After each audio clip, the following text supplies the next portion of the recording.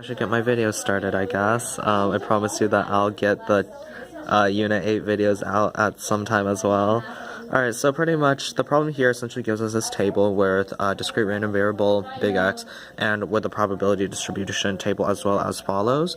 And so because of that, the first part of the question of part A asks us to find the value of A plus B. So this is actually rather simple because we know that all these values added up together has to equal 1. And so if probabilities for 0 and 2 are 0.1 and 0.3, you add those up together, that's 0.4. And so because of that, essentially A plus B plus, 0.4 equals 1, and so 1 minus 0.4 is 0.6.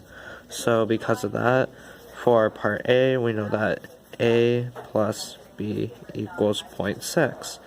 And after that, we have part B of the question, and part B of the question involves us gives us that the expected value, or it can pretty much just be the average,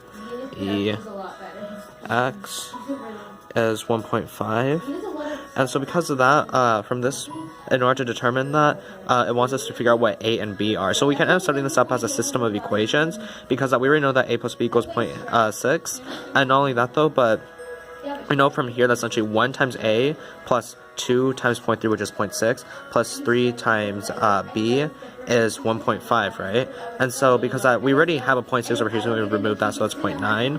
And so because of that, we essentially also have the other equation that A, because 1 times A is A, plus 3B equals 0.9. And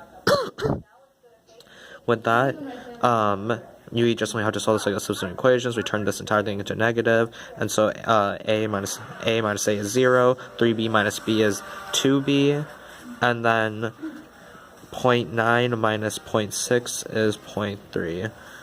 Oops. And then after that, so with that, we just only get that B equals 0.15. And then referring back to this equation, 0.6 minus 0.15 is 0.45.